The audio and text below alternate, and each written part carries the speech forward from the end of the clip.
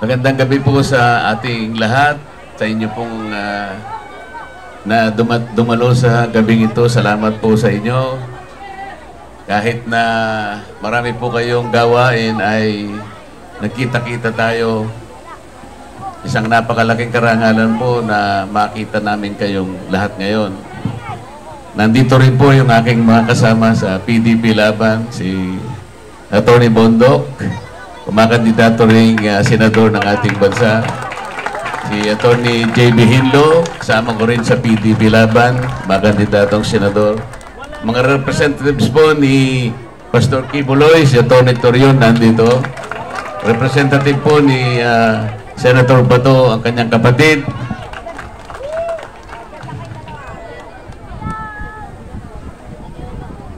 Ang representative po pala ni Senator Bongo, si Tatay Digong. Marami po akong itatanong sa inyo. Sasamantalahin ko po ang pagkakataon sapagkat nandito kayong lahat.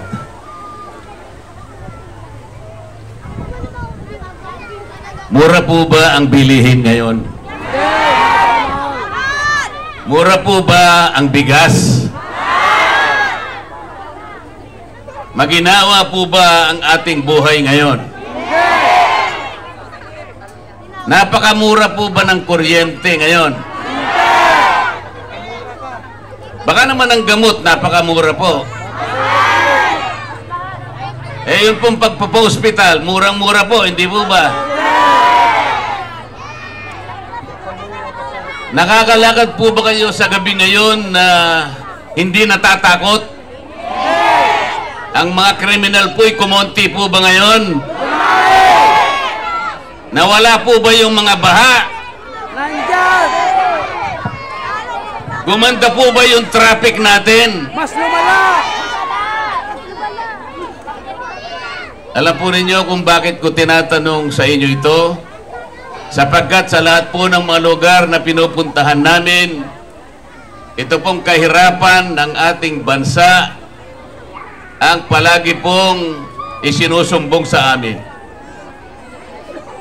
Ang sabi ko naman po sa kanila, nagkaganito po tayo dahil sa mahabang panahon, hindi po ninyo masyadong pinili yung mga senador na inyong ibinoto. Ang mga iba po ay naging pabalik-balik na lang. 3 beses na nakabalik, 4 na beses na nakabalik. Pero ang kalagayan po ng ating bansa ay bagsak pa rin ang ating ekonomiya. Mahina ang ating institusyong pampolitika, pati po yung ating lipunan. Alam po ninyo, napakahina ng pundasyon na kanyang kinalalagyan. Etong nakaraang araw, nabigla po tayong lahat at alam ko marami sa inyo ngayon, kung hindi man lahat, ay labis na nalulungkot sapagkat nilapastangan ang pagkatao at karapatan ng dating Pangulong Rodrigo Duterte. Napakahirap pong tanggapin isang Pilipino, isang naging dating Pangulo ng ating bansa, ni isang kaso po ay walang isinampa laban sa kanya dito sa ating bayan. Wala po silang isinampa anumang kaso, anumang habla. Mula nung siya'y nanungkulang mayor hanggang siya'y maging Pangulo ng ating Republika.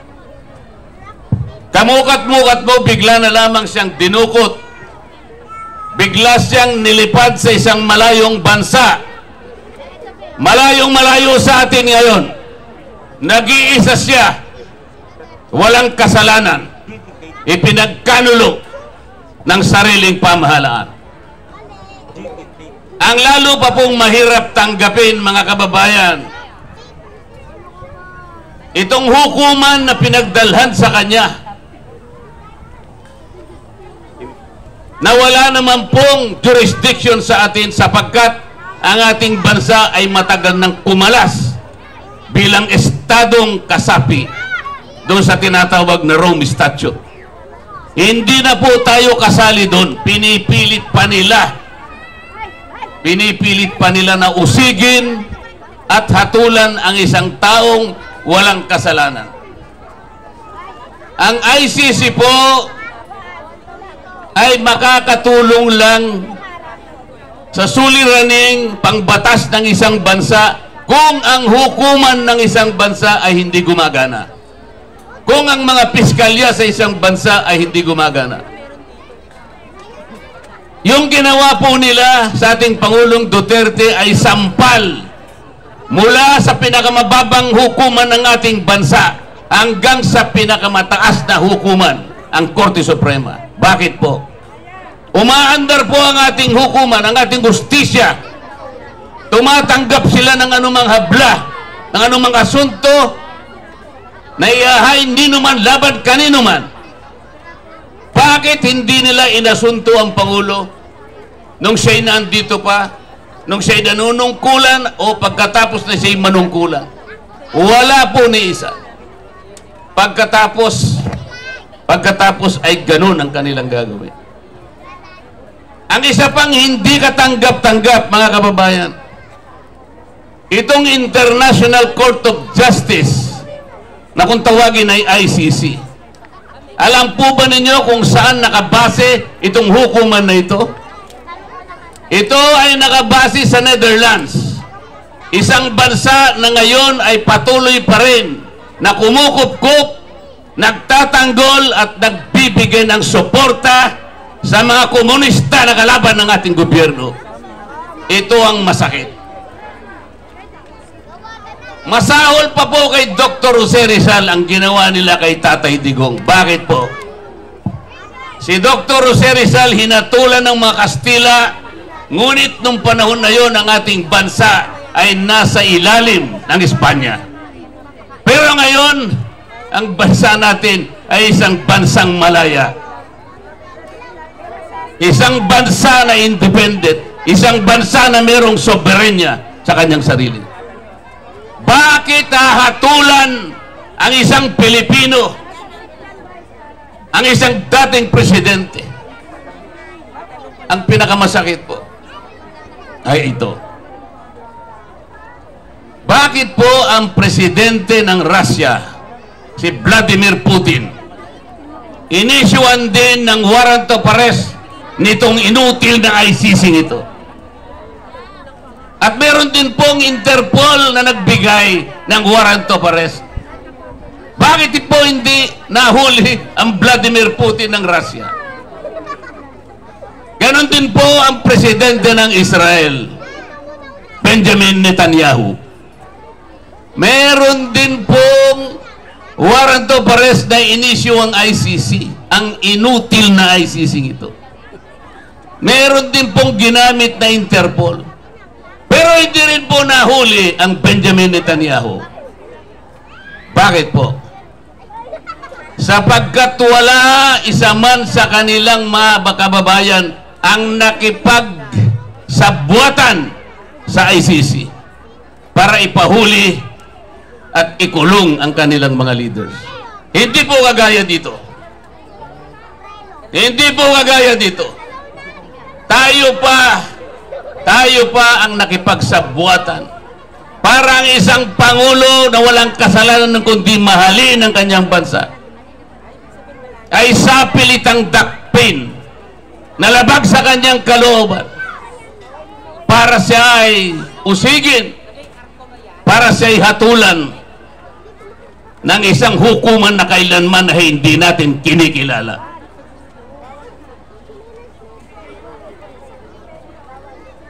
Isipin po ninyo kung ano ang demandang pinasa sa Pangulong Duterte.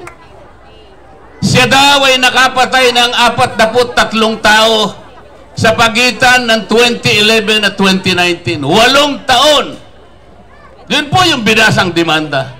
Akala ko ba yung kanyang mga kalaban dito palaging sinasabi ang pinatay daw sa war on drugs 30,000 people. Hindi po. Binasahan siya ng demanda doon sa Hague. 43 individuals. Sa loob ng 8 taon. Ibig sabihin, 5 di umano'y napatay sa loob ng 1 taon. Bakit nakalimutan po nila yung Mama Sapano Massacre? 44 na pulis ang pinatay sa loob lamang ng 1 araw. Bakit nakalimutan po yung Maguindanao Massacre? 58 ang napatay sa loob lamang ng 1 araw. Wala man lang isa na nagsuplong sa ICC. Si Vladimir Putin gumagamit ng missile sa giyera sa Ukraine. Ang missile hindi pumipili kung sino yung papatayin. Sanggol, matanda, babae, bata, kahit sino. Kung sino ang abutan ng missile. Yun po yung crime against humanity. It's a widespread and systematic attack on civilian population. Ganon din ang ginawa sa Israel. Ang mga missile ng Israel na pumupuksa ng maraming kalaban, yung Hamas, walang pinipili ang missile. Yun ang crime against humanity. Ang Pangulong Duterte, ang ginawa niya ay gumawa ng programa para durugin ang mga taong nagbebenta at nagpupus ng droga dito sa ating bansa. Sapagkat alam niya ang panganib ng droga. Ang droga ay sisira sa pagkatao ng isang human being, ng isang tao. Ang droga ay sisira sa isang pamilya. Ang droga ay sisirain niya ang lipunan. Ito ang ayaw mangyari ng dating Pangulo. Bilang Pangulo ng bansa, katungkulan niya na proteksyonan ang mamamayan. Yun ang kanyang tungkulin bilang inihalal na Pangulo ng isang bansa. Walang tumutol dito kahit isa. Walang kumontra dito kahit isa. Ito'y binadgetan pa ng ating pamahalaan sa napakahabang panahon. At nakita natin kung ano ang resulta nito. 43 tao daw ang napatay. Hindi man lang siya binigyan ng pagkakataon na sagutin ang demanda laban sa kanya. Sa pilitan siyang kinuha at dinukot at pagkatapos inilipat sa malayong lugar.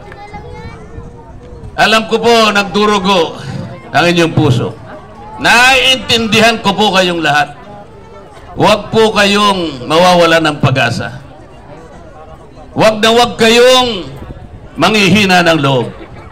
Alam po natin, makatarungan ang Panginoon Diyos. Darating po ang panahon, may tatama nating lahat ang maraming kamalian na nangyari at nangyayari pa sa ating bansa. Umpisaan po natin sa susunod na Mayo. Magkakaroon po tayo ng eleksyon. Tandaan po ninyo yung mga sinabi natin.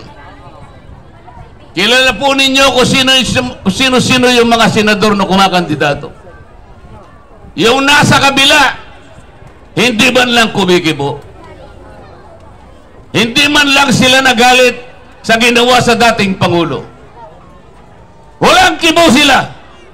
Sapagkat kahit papano, sangkot sila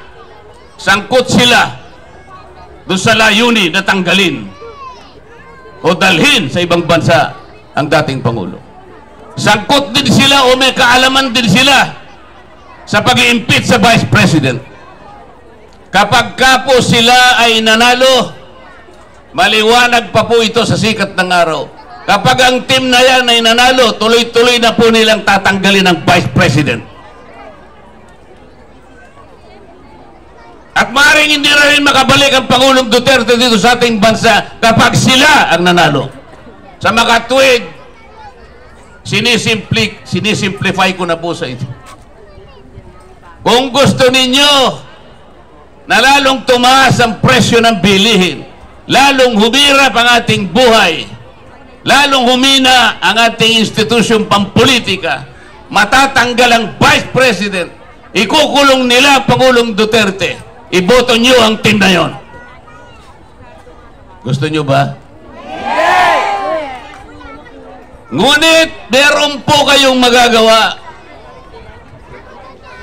Yung team ng PDP Laban, yung team Suka na kanilang sinabi, sila ang pipigil sa kanilang mga balakin. Hindi pwede na matanggal ang Vice President. Gagawa ng paraan ng PDP Laban para pigilin ang kanilang balakin. Ang PDP Laban ang gagawa ng paraan para maibalik ang Pangulong Digong dito sa ating bansa sa lalong madaling panahon. Bring him back! Kailangan po iboto nyo lahat ang team ng PDP Laban. Yes, PDP! 16 po na boto ang kailangan sa Senado para tanggalin nila ang Vice President. Kapag nagawa po nila yon, maniwala po kayo sa akin. Baka ni makangiti ay hindi na tayo makangiti. Baka wala na po tayong ikaliligaya sa bawat araw ng ating buhay. Baka lalong dumilib ang ating kinabukasan. Sa mga tweet, alam na po natin ang gagawin natin. Yung team na yon, kilala nyo naman yung team na yun eh. Team Ngiwi! Yung team na yon, Team Ngiwi! o yung team Suka. Team Bangag! Yung team Suka po, may asin. Katulad po ninyo, napakarami po, lahat po kayo, may asim pa. Ay, yung team naman na yon, ewan ko kung anong lasa nun.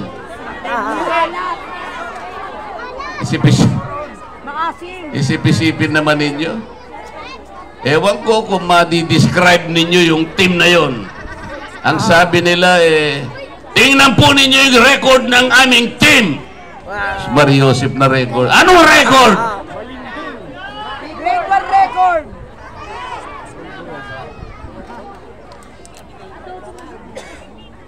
Tinitingnan niya ako eh. So, mga kababayan, salamat po sa pagkakataon kami nakapunta sa inyong lugar. Salamat po sa pagkakataon nakapagsabi kami sa inyo ng aming saloobin. Pero higit sa lahat, gusto po namin gumawa ng isang bagay na makapagpapabago sa kasaysayan ng ating bansa. Napakahirap po ng ating bansa sa ngayon. Kaya't pagtulungan po natin ito. Pagtulungan po natin ito. Huwag po nating kalilimutan ang ginawa nila kay Tatay Digong. Tama! PRRD is the image of sacrifice and courage. PRRD is the symbol of our honor as a free, brave, independent, and sovereign nation.